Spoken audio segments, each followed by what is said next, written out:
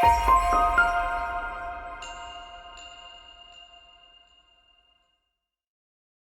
like to welcome you back to our second panel for the NITRD Symposium. And I'm Bob Bonneau, and I have a number of hats, but I work for the Chief Technology Officer for the Department of Defense. But I also am a co-chair of the Large Scale Networking Group. And I see a lot of familiar faces here, which is great. It's really great to see everybody kind of come back. So we're gonna talk about networking and security, and I have a great panel with me today. And I'm gonna briefly introduce them, and then I'll have them sort of talk about some things of interest to them, and then we'll just jump into our discussion. So I'd like to introduce first Deb Frenke. She's the National Security Programs Associate Labs Director for Sandia National Laboratory.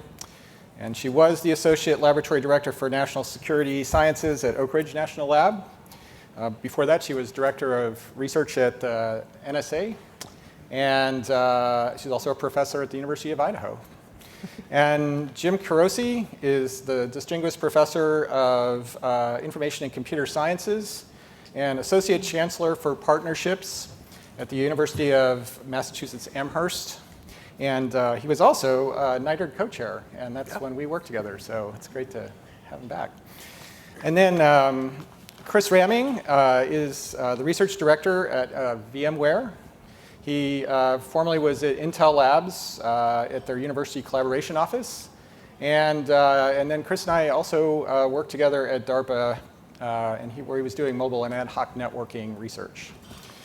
So we're gonna jump into this topic. There's a lot of really interesting things to explore, so I'll just turn it over to Deb to kind of give a few thoughts on what she'd like to talk about. Thanks for that. It's so much fun to be here, I have to say. It's a little bit like Old Homes Week to come and see, although it's a bit frightening, I have to say, to have a 30-year anniversary of something that started after I had my first work in cybersecurity. So thank you for reminding me of that time frame there. I appreciate that so much. What I thought I would do for you is personalize this a bit by giving you a minute and a half or so of the top 5 things related to security and networking that are unclassified that I've done in the last few weeks that probably wouldn't have been possible when NITRD was first instantiated. So one is probably the easiest. There have been so many conversations in open public spaces about cyber warfare and the participation of civilians and the importance of critical infrastructure protection. This is a conversation we talked about either in hushed tones in enclaves or else just wildly speculatively in academic environments. And now it's a topic of public conversation, and it's just clearly a fact of what's going on with the changing face of war. Second one, an ongoing issue that we're having, and this one I have had many conversations over the years, has to do with medical devices in classified facilities. So more and more, not yet me, but someday probably, of us have got devices that we require for our health, safety, and well-being. I'm not just talking about my Fitbit, which is great for my mental health and my ability to count steps and move around. I'm talking about things embedded in our brains, things embedded in our bodies. Some of the top cyber researchers and other kinds of researchers in the country have got these kinds of embeds. They have often got Bluetooth enabled. This is a problem if you're working in a classified environment. There's an ongoing, continued consideration of how we can make this not security by waiver, but security in other ways. And so that's another conversation I've had in the last couple of weeks. Networks, cybersecurity. Third one had to do with my new job. So my new job has to do with what we do at Sandia. Sandia has launched more rockets than anyone but NASA. I've worked in terms of testing. And so I've had to learn quite a lot about that because I've largely not dealt with that frame of things. So I was out looking at our testing facility, and it turns out there's a really interesting, again, related to networking issue, related to telemetry. So if you're gonna take something really fast, slam it at a wall for ballistics testing, and you wanna get telemetry from it, you don't wanna do that with a wire. Because it's not going to survive the speed or the crash. And so how are we going to be able to get telemetry when the telemetry itself is sensitive? And we have to get that real time and streaming and be able to analyze it. That's a trick. Third one, so this is more personal. So I recently, again, as I mentioned, moved, and I personally like to keep some time invested in fitness. But I hate staring at a blank wall when I'm on my exercise bike, so I think some of you are with me on that. So what I've done is I've invested in an Oculus headset, virtual reality. Thumbs up, that's great.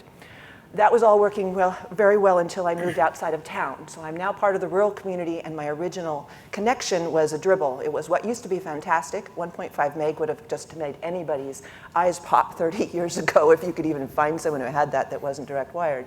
But that's nowhere near enough to run my system. And so I had to allow someone physical access to my home, to my internal wired network, in order to get satellite brought into my house and connected up. I have no way to check any of the antecedents of any of these parts because this is my personal home. I can't access what I've got in the lab. And I've got all this interesting technology that was brought to me just by connecting to the internet. So those are just a few of those things that have been happening now that would not have been possible before. Pluses for us in terms of how we live, but boy, the cybersecurity implications and the difficulties for national security and the implications there are tough. All right, Jim. Okay, great.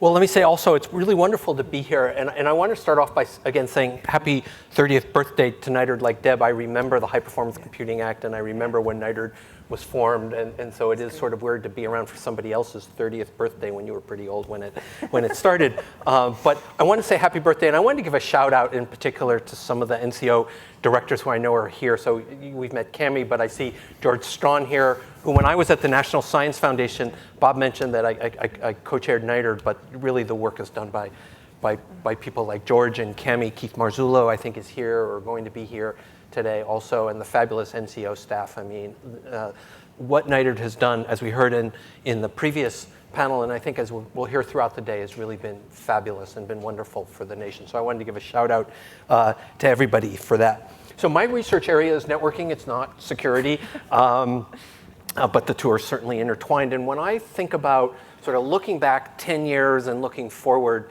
10 years, when I think about networking and what's happened and where it's headed, I think primarily about software. So everybody's probably heard about software-defined networking, but I think if I look back over 20 or 30 years, I think that's one of the most important things that's happened in the networking research community over that period of time. And I think SDN also tells a very compelling story from a NITRD point of view in particular, and multiple agencies being involved there. And since I was involved in some of that, I sort of saw some of that happening firsthand. So, SDN is going to be is critically important in being able to provide more flexible, more scalable, more evolvable, more open for innovation software, data, and control planes inside networks. First the wired internet, now much more even in mobile networks. And when I think about the origins of that, it hasn't been around that long. You can really cite the nexus of activity that really launched that to some folks in the Bay Area, particularly around Stanford University in the 2007, 8, 9 timeframe. So the National Science Foundation funded an expeditions proposal at Stanford University that Nick McEwen was the PI on, and there was also an NSF fine. So Yeda Mitra, I don't know if she's here, and Darlene Fisher were the program managers who funded that. NSA was interested in software-defined networks, particularly because of call admission and capabilities-based architecture that you could implement there and do that in a much more controllable way. And of course, DARPA was involved in active networks, which in some ways helped set the table for that. And now coming back and looking how software-defined networking is now moving into a data plane as well, and P4. And so, kudos to Dave Tenenhouse 25 plus years ago, and Jonathan Smith, who was one of the PIs on ActiveNet. I was too. And Jonathan Smith, who's been a program director at DARPA, sort of pushing that forward. So you see that multiple agencies have come forward.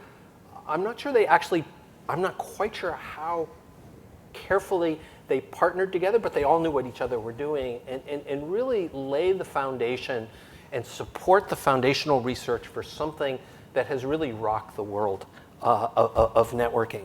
And so, again, when I think about the future of networking, S and SDN stands for software. And Mark Andreessen wrote this amazing editorial now 10 years ago about software eating the world, and that's definitely what's happening in networking. And I heard a quote from Nick McEwen that I'm going to read verbatim because for me it really, it shocked me when I heard it, but I think it's absolutely true. So I'm going to read it and then I'll turn things over to Chris. But Nick was talking about software and what that means for protocols, network protocols in particular. So he says we'll no longer think in terms of protocols and instead we'll think in terms of software. All functions and protocols will have migrated up and out of hardware and into software. And he went on to say, networking students, so I've written a textbook, so I think about this a lot. Networking students will learn how to program a network top-down as a distributed computing platform, and protocols will be described in quaint, historic terms. Now, nobody wants to be working on anything that's quaint or historic, right? Maybe 30 years later, you want to say, oh, I worked on that.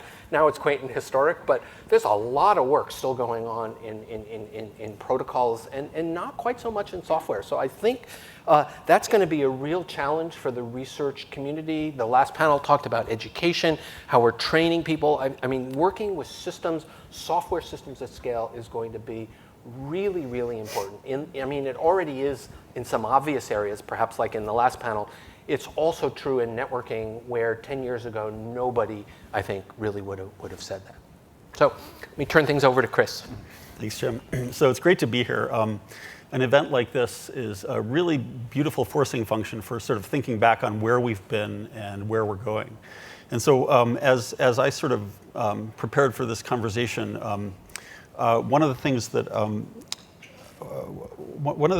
I realized is that this combination of terms, networking and security, is just an enormous topic. And it's partially because security itself in isolation is huge. You have all of the issues of confidentiality, integrity, authenticity, availability, and you have to think about all of those at the same time. And then networking is such an important underpinning of all of the compute we do today. And I think of compute, networking, and storage as being sort of three legs of a stool that needs to work together in order to make useful stuff happen. And so when we talk about networking and security, I think if you asked 5 people in this room, what they think of, they'd think of 5 different things. And Deb, you came up with 5 different topics earlier. So try it at a cocktail party, maybe tonight's reception. And so here's something that I've come to realize is that if you take an enterprise perspective on this question of networking and computing, you don't have the luxury of thinking about micro details like one aspect, say confidentiality.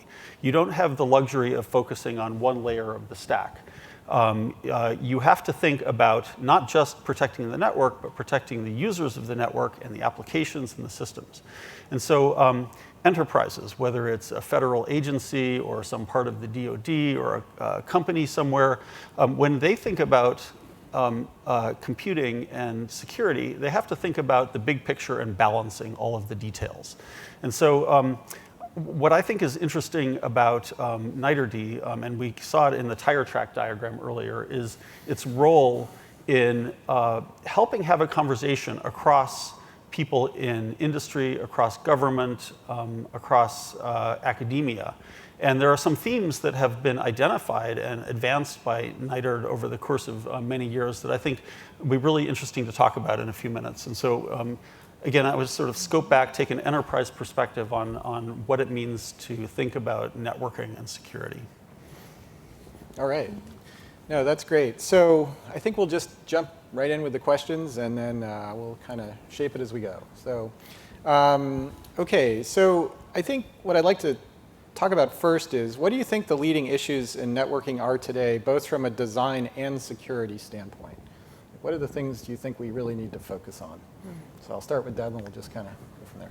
I'll go a little non-traditional on this because I do think it's the human element.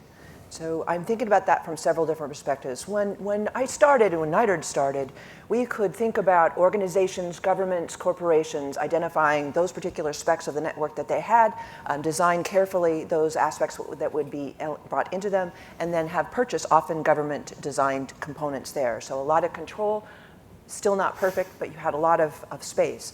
That is not true of the modern world. So another conversation I didn't give you is the hard conversations we're having about supply chain. That gets into the urgency with which we've got to have networks right now. I can't even function with my exercise routine at home without taking some risk. Corporations also, particularly with COVID, had to reach out to places that were not normal suppliers. Now, government also often could do a certain amount of checking for the backups. This is not so much true for private corporations. And so I think that one of the considerations that may not have gotten quite as much time in the modern networking is to not just build for, let's try to get the standards right, and let's work with adverse conditions. Let's think about where we actually do have networks that may seriously have been breached globally, not just locally.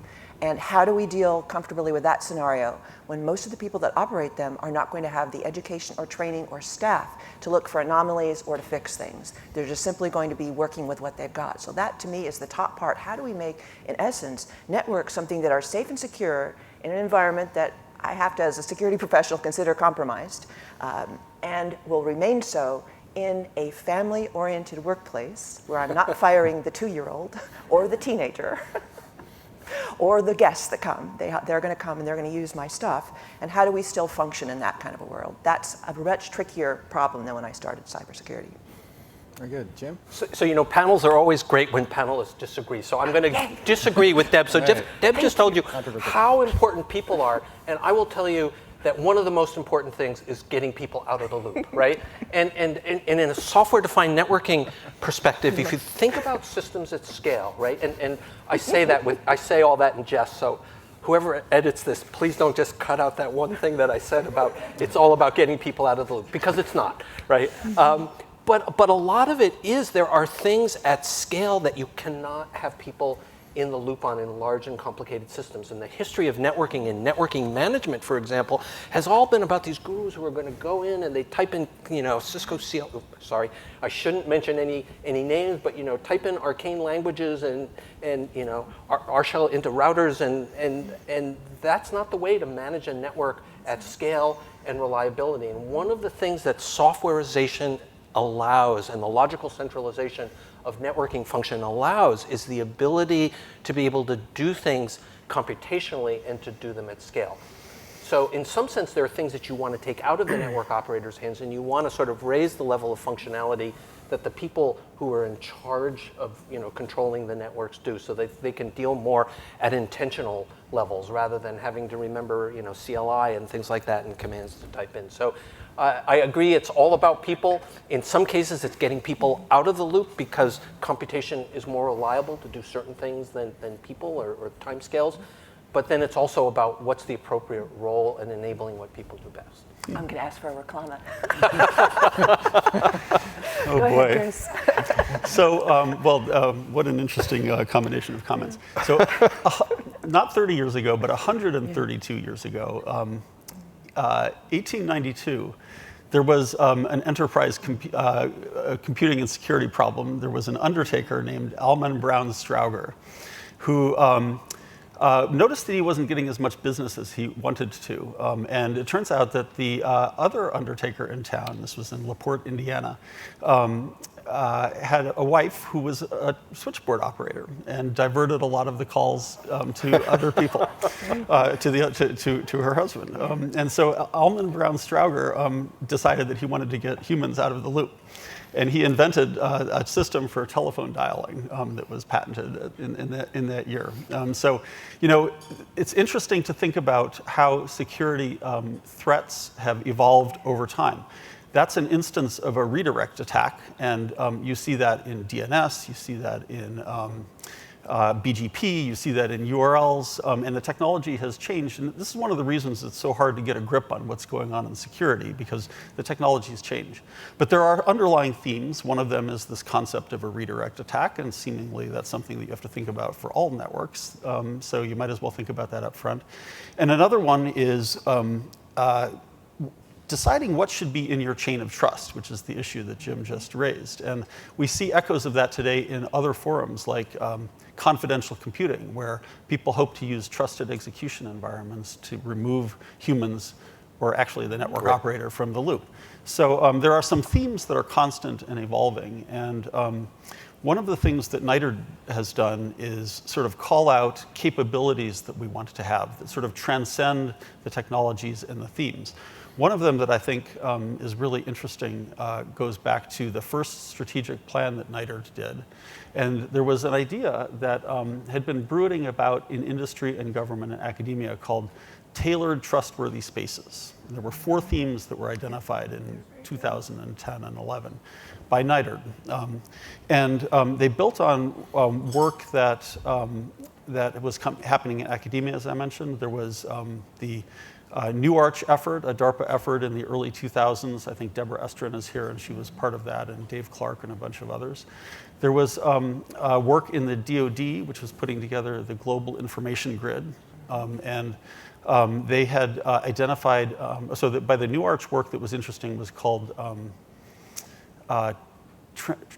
trust-mediated transparency, I believe. Trust-mediated transparency.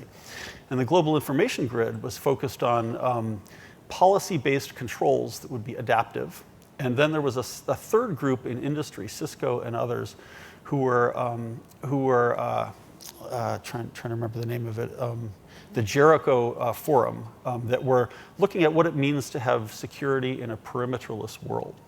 And NITRD, Doug Mon and a couple of other folks, Carl Landwehr, sort of got this zeitgeist and put it together and incorporated it into the plan. And that idea has continued to evolve. And today, one of the responses to COVID is based on some of the ideas that came out of NITRD.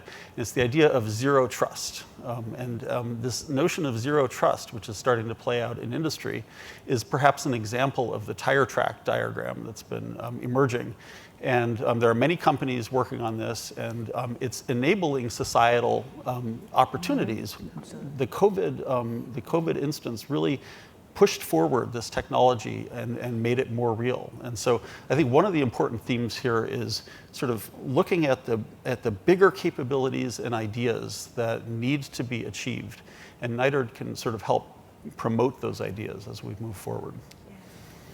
That's great. And yeah, I think, maybe we'll dig into the sort of, interchange a little more here. I don't mean to be a troublemaker, but okay, so what critical new research questions do we need to solve to address what you just described as kind of your key issues? Yeah, I think in some sense we're all violently agreeing, but we're picking up the elephant by different parts of its body, and picking up an elephant is always difficult in any case. But the parts that I think are somewhat underserved right now do have to do with this balance, and it's not that nobody's worked at it, and some of this came out of the study that you just were referencing, that when Doug Mon scoped the United States essentially to find out what are the 4 or 5 components that we needed to be secure, and came up with his 10 elements for DHS and so on, is this combination of how resilience works in terms of being resilient to threat and how trusted design comes into play. And then I just have to put that pesky human back in because there is always going to be a human element. And this has been a bit of a hard realization for me, because I would have liked to have designed things secure from the beginning and made it easy, and we just hand you something and it's always perfect. But the nature of my job has led me to look at the corner cases. So in a war zone, a family looking to be reunited is going to take whatever cell phone they can find and try to reach one another. And they're going to set up a network to do whatever. In a disaster zone where you're trying to do something very quickly to get the word out, we now have great disaster networks in a box that will be very helpful, but that's not always going to be present. And so we have to realize that there are going to be times when people will, because of necessity, in order to take care of themselves, their family, their mission, they're going to do things that are a little risky.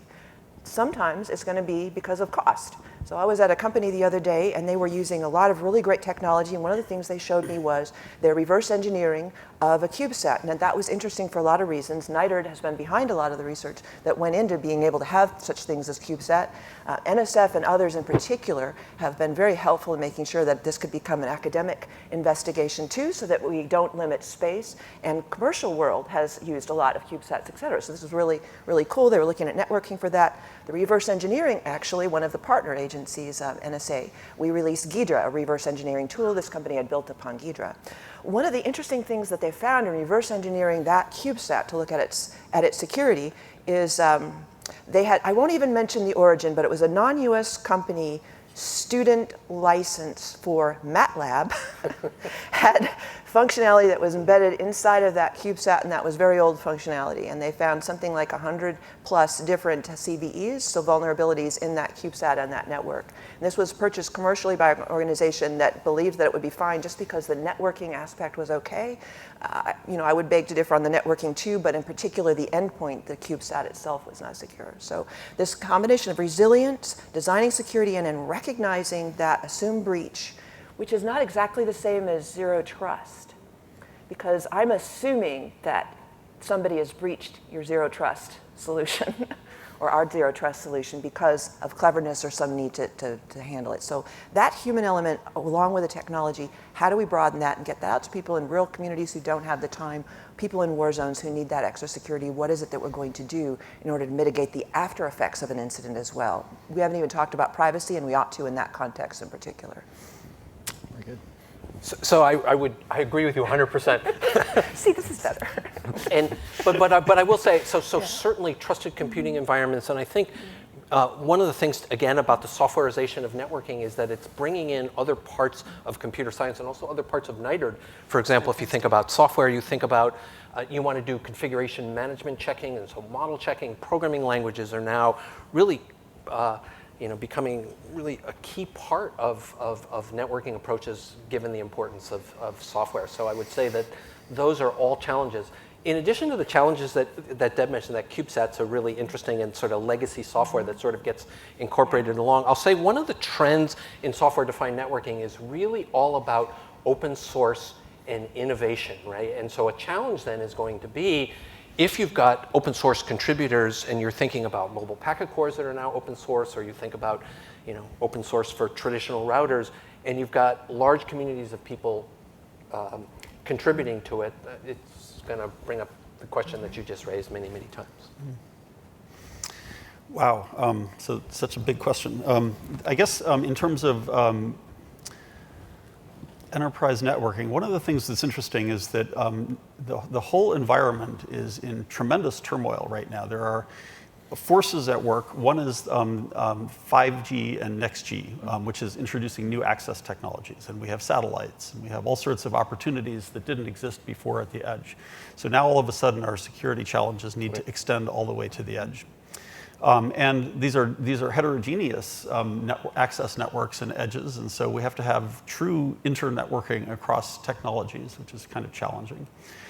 Meanwhile, hyperscalers and the large cloud computing companies are laying down enormous amounts of fiber and basically offering networks that can be used in interesting ways end to end. And so there's this sort of interesting struggle between networking technologies at some notion of a core and at the edge. And a lot of different sort of entities who are offering services and capabilities. So one challenge here is, how do you stitch all of those things together? And then how do you use them in a way that keeps the trust, the zones of trust as small as possible, which is one of the tenets of zero trust.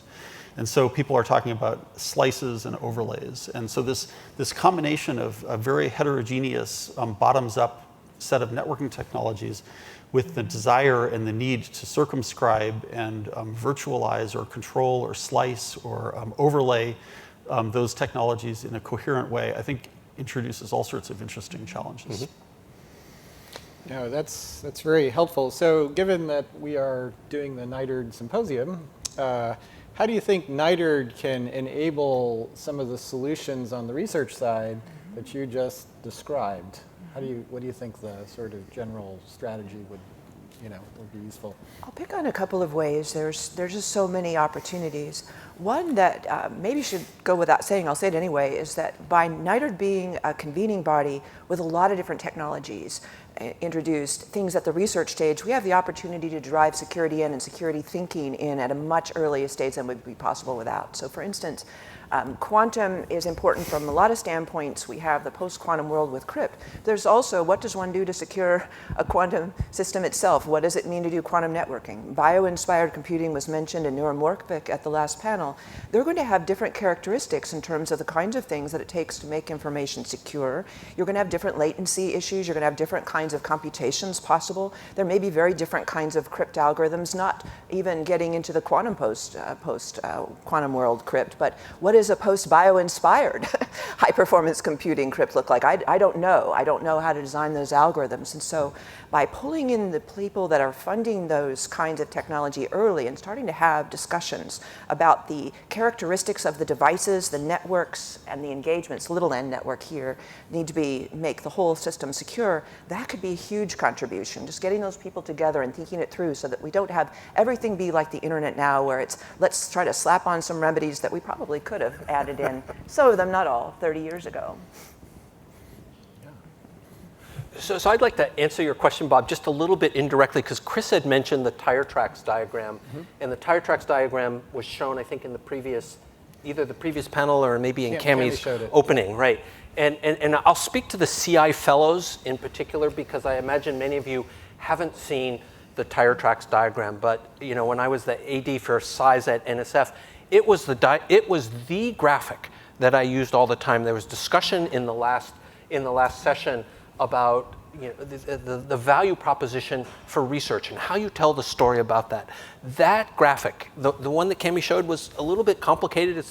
But if you look at it in pieces and you look back historically from the 95 version to the 2012 version to the 2021 version, it tells a very, very powerful story. What you see on the right-hand side of that are these tracks that have government funding, university funding, research and products, right? And you see these lines going back and forth. The story behind the tire tracks is how in the United States in particular, there's this amazing interaction between researchers in academia, primarily government agency funded, in industry, and the products and the services that arise from that. And every one of those little arrows going back and forth with time going up in here's networking, here's software, here's databases, here's graphics. Every one of those is a particular instance of an artifact, a person, a piece of software, an idea that's gone back and forth. And that kind of interaction, it's enabled, and those arrows go between areas. It's not just like all within networking, right? There's networking goes here, databases goes here, graphics goes here. It tells a really, really powerful story about what happens when you get that kind of collaboration between academia and industry, academia powered by government funding, and when you get these synergies across areas. The director of the National Science Foundation, when I was there, France Cordova, when she went to, I think it was probably 2018, to Congress to testify about the budget, the single graphic she took was that tire tracks diagram, because it tells that compelling story about the value proposition that we were talking about. I think NITRD plays a key role in bringing together the players. There are other organizations that help bring together these key players as well. But I think that story, that interaction is really, really powerful to answer some of the questions that came up in the last panel about being storytellers and talking about the value proposition. That's great. So as soon as you mentioned tire tracks, Chris, I was like, oh, there's something I want to say there. So it's a great diagram, and it really, it is so interesting to look at all of the instances in which ideas have bounced between academia, government, and industry. And so I think, Bob, you asked, like, what are the most important technologies? I could pick one, like, confidential computing, because it changes who's in the chain of trust. And that's a really interesting, powerful idea. But I think the role of NITRD might be much bigger than that. It's about identifying these capabilities and these themes, ideas like these notions around zero trust, and really getting people to come together and do something. So the role NIST has played in that particular story, for example, in really codifying best practices and so forth. The role that DARPA and NSF played in advancing some fundamental research. The role that several companies played in actually making products and building stuff. I think maybe it's not about NITRD promoting gaps or opportunities, but about being the storyteller. and being the organization that sort of helps bring all of these ideas together. No, that's great. I mean, and it's something we talk about in NITRD all the time, you know, so it's very, very helpful. All right, so now I'm going to shift gears a little bit and start thinking on the academic side. So if you imagine that, you know, these are our objectives and we've kind of got them all laid out and, you know, we're sort of going in the right direction, how would that translate to specific academic disciplines that we need to sort of enhance or, you know, sort of inject new thinking into in the way we sort of teach these things, so graduate students and others coming out actually will be prepared to you know, address what we're trying to describe as these sort of new research frontiers. So, yeah. Well, there's of course the core disciplines, and so I'll set those aside because we know where those are. Some of the areas where I see the bigger lacks have to do with how people think about security. So for a lot of my career, I think I fell prey to this as well. We thought of security as a wall that goes around things, and really what I've come to pivot and think about is security as an enabling function, an enabling capability. So design security in so that you'll be able to do these things more safely, so that you'll have more confidence when you take risk. And what that argues for is both transforming how we talk about security and then taking it into places where people are going to be taking risks. So for instance, health and safety, those professions. So anybody going into medical really needs to understand the implications of putting a medical device in someone's brain that has a Bluetooth access on the outside. I'm sorry, that's critical. Anybody using artificial intelligence needs to understand sensor blinding at some level. They need to understand how to ensure that it's not bias in, bias out when it comes to our algorithms, because that's also insecurity in, insecurity out. By that I mean, if you don't understand the representation of your demographics, and if that's not in the data set that you're leveraging, you're not going to get the outcome that you wanted. Mm-hmm. So it's this broader thinking about how does security fit? And then just everything's going to be networked. So I don't know that everyone can learn the protocols, but really understanding at least some aspects of what needs to be present in the broader discipline. So STEM, it's a little clearer. What do we design in for people to do their jobs and work on the problem specifically? It's the non-STEM, the STEAM aspects, I think, and the broader business community and what we do in our daily lives. That's the part that I think needs the most work done so that we can take advantage of the great tech that I suspect the two of you are going to talk about next.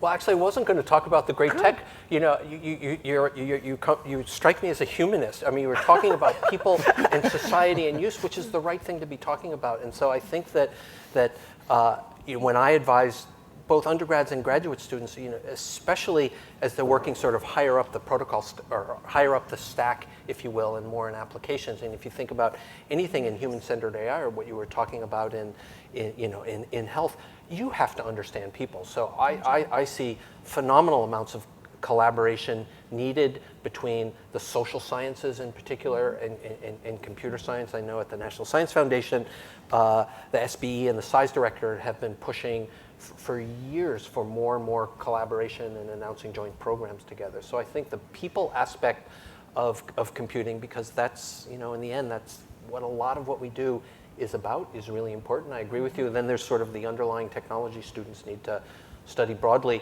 And maybe I could just take that, the issue of education in a slightly orthogonal direction, but it's about education and it's about where we're doing the education. NSF has been talking about enhancing and growing the geography of innovation, right? And that means that enabling innovation really across the country in many different ways, and education is a key part of that. And you know, I think that's something, education was talked about in the last panel as well. I think that's something incredibly important for the country, and something that really has to pervade the community college system, the state system, the privates, and the public research universities as well.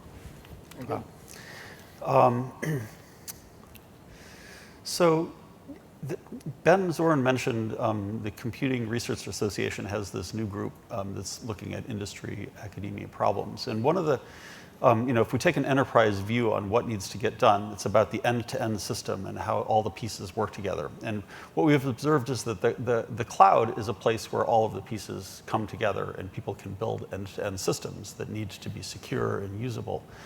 But the discussion that we've been having in CRA industry about the cloud touches on education. It's this enormously important capability that underpins a lot of important applications and workloads these days, but it's a black box, and people can't get into it to tinker with it.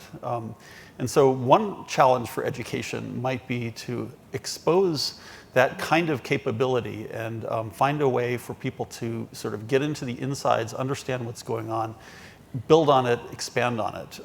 So the kinds of things that could be done in academia, Kathy mentioned Cloud Bank, which gives people access.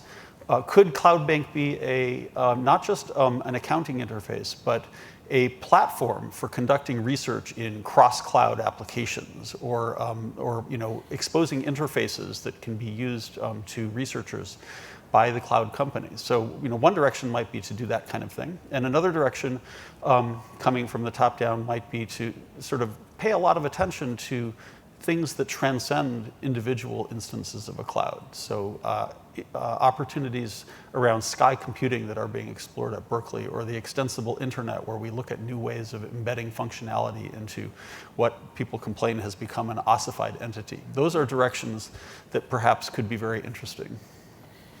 Very good. All right. And so now I'm going to sort of be a bit more expansive about this. So I guess we're looking sort of to the future, and I guess I want each of you to sort of tell me what you see the next trends in networking and security are going to be in the next 10 to 15 years, which is a long margin for this. A lot of stuff happens in a couple of years, but see if you can, whatever you can prognosticate. Yeah, I've learned it's probably not a good idea for me to prognosticate too much, because either A, people listen and do something wrong with it, or B, they don't listen and I'm just sad. But I do think the truth lies somewhere in the conversation we're having about newer tech. So this is and to regain my STEM credentials, I've been able to lead or been part of most every interesting tech, from AI to hypersonics now, non-proliferation, cybersecurity, computer science, high-performance computing, and so on over the years. And so what I see is that we're at this really cool time when we've got new software architectures, new hardware-software combinations coming forward, and new ways of thinking about programming and operating systems. So there is a tremendous opportunity. I wasn't kidding when I said I don't know what protecting a bio-inspired computer really looks like. I could tell you how to encapsulate it, but what does it mean to design security in? What does it mean to design security into a quantum system as opposed to using it in security areas and to put boundaries around it? What do those things mean? And so I think if I'm talking to the graduate student part of the audience and the fellows, as opposed to industry that needs to capture something that we already know about now and bring that to market, I would say look there. What are those new technologies that you think would have a great societal impact? And how could we design security into those networks and the devices to enable and empower people to do things that are more secure, more beneficial to one another, with less risk than what we've done in the past? So that would be my challenge for this broad going forward. Well, again, I mean, for me, the challenges are all around software and the softwareization. I want to come back to Chris talking about the hyperscalers, and when I think about the education that we in universities deliver to students and what we're able to do or not able to do, say, at scales that really that the hyperscalers are dealing with, I think that sometimes there's a challenge for us, especially in software, especially with data, especially when you think about the geography of education across the country, not having access to those kinds of systems and tool chains and things like that at scale. And so I think the software at scale is still something that and then again, this is primarily from an education standpoint rather than a research standpoint, I think that's going to be a big challenge for us as a country. And you talked about Cloud Bank. I mean, that's an opportunity there, not just to be a resource for cycles and data for the research community, but also for educational tools. And I know that the Cloud Bank people have had discussions about that. Mm-hmm. Well, I sort of going back to this tripod of processing and data and communications, the network has always been something, an important resource. It's pivotal to so many things that we do. We have to protect it. But it's also this control point that gives you purchase on helping with security in the other elements. And so it's gotten a lot of, network security has gotten a lot of focus. But I wonder if it wouldn't be interesting to turn around a little bit and focus on the data that is underpinning all of this. And so, data has been characterized as the new oil, and it's very important. But we haven't really gotten a grip on how to transmit it, share it, and retain control over who gets to do that. So one of the reasons I was excited about confidential computing is that it closes one of the loopholes in a lot of the data use controls issues. But maybe it would be worthwhile to think about focusing a little bit on data security and not always on network security. Because if you start with that foundation, it might enable all sorts of new opportunities. I was really interested in the White House's idea of, or the OSTP group, talking about democracy affirming technologies. Mm-hmm. And if we could really get better control over our personal data, over our corporate data, and share it with confidence that it's not just regulations like CCPA and GDPR protecting it, but really there are technological underpinnings that let us retain that control over who we are, who we want to project into the world. That could be a very exciting opportunity. Very good.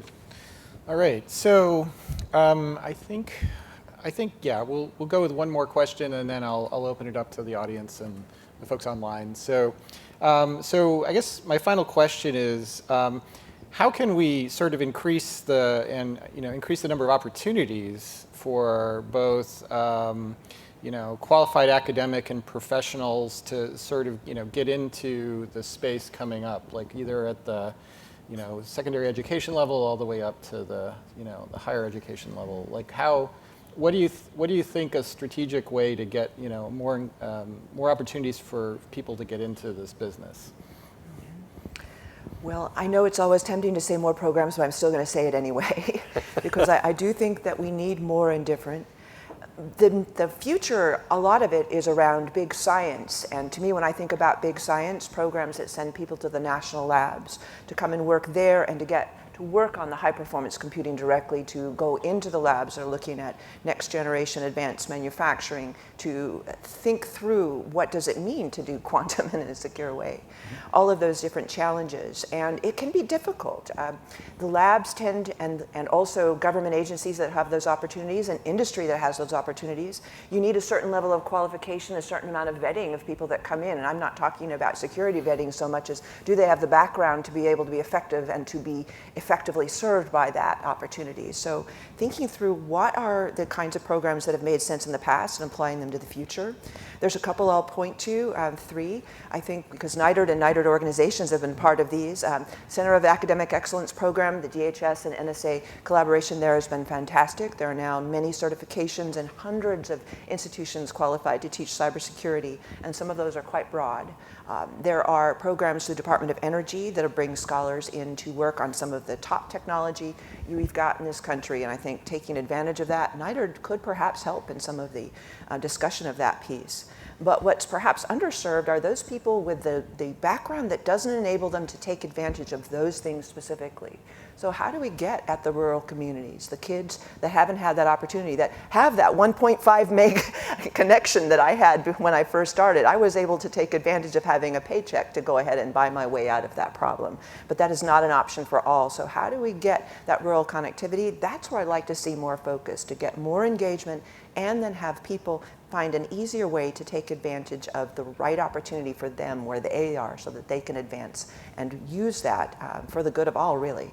Because we're going to need people. There's the one thing that's common to any conversation about cybersecurity and networking is we do not have enough people who have the background to meet anywhere near 1/10 of the needs that we've got. I'll agree with you. It's all about the people. And I'll agree with you also, it's about more funding. And I think I'll agree with you. I'm not quite sure you said this, but I'll put these words in your mouth. There's not a silver bullet, right? It's not like, oh, what's that thing that nobody's thought of that we should all do as a community, and then the sun's going to rise and clouds are going to part and everything's. everything's going to be wonderful, right? There's amazing programs out there. So Deb mentioned some of them. I'll mention, if you think about pipeline issues, the computer science principles AP exam and the way that's been able to broaden and fatten and diversify the pipeline of students coming in at the high school level. That's been really fantastic. Deb talked about the Security Fellows program that are funded. I think the money actually comes through the NSF, but it's the CAE Centers of Excellence that sort of provide the certification. So there's wonderful programs out there. All schools have been thinking a lot. I mean, every school is trying to build up its capability to teach students in this area and provide fellowships for students coming in. So I think there's a lot of really great programs out there. I'll give a shout out to all the people working in CS plus X and really trying to take computing and think about how it applies in all these other, many disciplines, a few of which we've talked about today. So I think the programs are out there. I think it is a mistake to think, there's a silver bullet that nobody's thought of, and if we just think about it a little bit harder, I think we just need to double down. We need to double down on the work. We need to double down on the funding for it. Good. I'm just going to agree with the both of you. Cloud computing has democratized a lot of computing, and young kids today have access to things that I never dreamed of when I was like my daughter's age. But if it's not accessible fairly and equally through society, it's going to be a real shame. And so whatever we can do to make cloud computing more accessible and ensure that it's available to people who are interested in the area, that would be a good thing. Excellent. All right.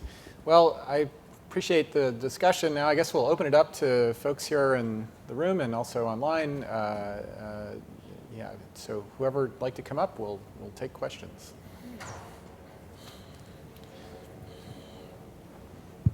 And just say who you are and where you're from, too. Yes, okay. Hello, everybody. My name is Arun Balasubramanian. I'm an associate professor at Stony Brook, and I do networking research. I really enjoyed your conversation, especially about the education, because I do find that actually networking is not sexy. So people, almost every year I teach the course, they say, oh, I never expected this to be so interesting. But I had a different question, which was that there is democratization in terms of applications, but I find that in terms of the stack itself, things are becoming more and more centralized. There are companies that are essentially, they have their own WAN, they have their own POPs that they have all over the place. They actually recently even have a big control of the ISP. And I'm not making a value judgment here about whether that's a good thing or a bad thing, but I want to know what are the implications in the next 10 years for networking research and security research, given that this is what the trend seems to be. Okay, I'll open it up to any of the panelists. Well, I think this is one of the reasons that I'm interested in sort of multi-cloud and Jan Stoika's vision of cloud computing, because it can create opportunities where maybe they're opaque right now. And I'm also very interested in this extensible internet idea because it offers an architecture that even if things are centralized, you can insert new ideas and see them come to fruition potentially. So I think that we could make investments in ideas that maybe counteract or complement maybe some of the benefits of the centralization you're observing. Centralities are not good for security in general. So, so that is a consideration we might take into account. All right. I was whispering to Chris and Aruna when you asked your question. I was going to ask that question. I was going to ask Chris that question if we needed a question. I agree with you 100%. There's a writer named Tim Wu who wrote a book called The Master Switch, and it looks at the telecommunications industry, and it talks about over a history of 100 plus years, how it's gone from mostly centralized, regulated monopoly, broken up, coming back together, and it's going back and forth. And I see that happening with us in computing and computing plus internet, plus data as well. So I think that's part of a natural part of the process, and I think we just all need to be aware that this can happen and that we want to have some kind of diversity and we want to enable innovation really all the way across. And I'll echo those comments and add one more. Because of the ebb and flow, we have a need to make sure that we can maintain the capability. Because part of the problem that you're pointing at is if you are, say, an assistant professor and you need to get data to do your research and you can't get that data, then you're either going to switch fields or you're not going to get tenure. One of those two things is going to happen, or else. Or you'll go work in industry or where you you work get in the industry data, right? and get the data directly, and then we get you back later on. But I think if there is a reason to deal with technological drought in certain areas, and that's possibly something that NITRD could keep an eye on. What are those fields where we need to perhaps elevate different kinds of computational networking resources? I don't say access to data set because that's a very long conversation that's trickier, but how one would get access to those things would help you learn and advance the field. Because you asked another thing, the downside, if we don't find a way to do that and we privatize too much, then we get homogeneous winners, which, as was mentioned, is not great for security because one flaw in that and all bets are off. Deb, can I just add one thing to you? Just build on what you said.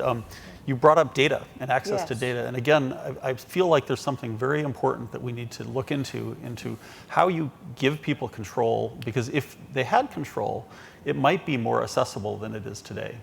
I think the data and the model, because we're now going to AI models, which is a little trickier, I realize, but you build a model on the data, and that model is not easy, but it is possible to reverse engineer it. So what is it we do to protect your control over the models that have your data as well as the data that you've got, which is not exactly the same thing, but related downstream. So ties it back to your question as well. Those things would not be considered in academia if you didn't have any way to get access to the tool and to the data that's being leveraged. Very good. Thank you. Next. Hi, I have a question. Oh, my name is Tara Zimmerman. I'm a CI fellow with the University of Texas at Austin. And going back to your earliest comment, Deb, about the human element in cybersecurity, I'm curious if any of you are aware of any initiatives to incorporate even the most basic cybersecurity education into like information and digital literacy in K-12 schools, because those are going to be basic life skills moving forward, and it seems like that would be such a great way to address that on a broad level early on and early intervention. Yeah, there are some. I'm thinking in particular of one that was a collaboration between NSA and NSF, and it's called Gen Cyber. And that was founded based on a program we had sponsored through the agency and I think NSF at the time too, that taught people basic language skills K through 12. Gen Cyber allows funding to train the trainer and also to train the students at the same time, so you can drive it down. And while not all of it's K through 12, some is. I think the Boy Scouts and Girl Scouts of America had undertaken that, so there are some really interesting camps for kids. And I think you know of some as well from your work. Right. One place I would definitely look at is, I mentioned the computer science principles AP exam. So this is really, 10th, 11th, 12th grade. But there are recommended curricula that go along with that that can be domain specific. So they can teach some of the principles of computational thinking, for example, but you can do it in the context of security, for example, or in the context of Internet of Things, or pick your area. So folks have developed a number of different curricula that you can pick up relatively easy. So, and teacher training goes along with it, and teaching materials that you can pick up in the high schools, where you pick a particular theme and you teach to the computer science principles agenda, but you do it from a particular point of view. And I know there were people working. Three years ago, when I last looked at this, there were a number of people working on a cybersecurity track within that. Yeah. And just to riff on that a little bit, again, tying back to the previous conversation, it's so important at that level, I should have said it right off the bat, that funding and time being provided for the teachers. We expect so much of our K through 12 teachers these days, including the horrific. Anyway, so I don't want to go down that road, but we expect them to do everything, and we've got to give them some kind of support, and that means either additional people, additional time, ability to get training themselves. We can't just give them a program because they need to have a way to pull it into the classroom. These programs were aimed at that, the ones that we're talking about, and so more of that support that supports the teachers so the teacher can teach the students is really critical. Yeah. Very good. Thank you. We're down kind of almost to our last question, and I I got asked before the event to include at least one of our online questions, and our online person who's coordinating our online questions got a question, so I'll take that, and I appreciate everybody else's, and we'll have folks come up afterwards, and I'd be happy to answer questions afterwards, so we appreciate that. Yes? Yes, thank you. My name's Haley Griffin, and I'm a program associate with the CCC, and I'm helping monitor the online questions. And we have a question that came in from Scott Sellers with the State Department, and he asked, is international collaboration important in networking and security investments? If so, how is it important? If not, why not? And he specifically asked if, Jim, if you could give your input, but of course it's open to everyone. Thank you. Golly, somebody said at the last panel, it's always good to call out the panelists, so I'll consider myself called out by Scott. So yes, I mean, that kind of international collaboration is always important. So I'll first put on a former NSF hat and speak from that point of view. So NSF has a number of, still has a number of collaborations, specifically in the networking area that are international in nature. So a wireless collaboration with Finland, an internet-based one for disaster recovery with Japan. I know in the past there's been collaborations on networking and IoT with India, so those kinds of international collaborations definitely happen. And generally, the issue of international collaboration, I'm going to take it even outside of networking, is incredibly important. I mean, we've talked about the human elements now, quite a bit, and the OECD, for example, put together a set of AI principles that were adopted by all OECD, every single OECD country, and then a bunch of other countries as well, affirming principles about AI. They're fairly high level, of course, when you get everybody to agree, but it's important and pretty amazing that so many countries could come together and talk about how important it is to be accountable, and fair, and transparent, and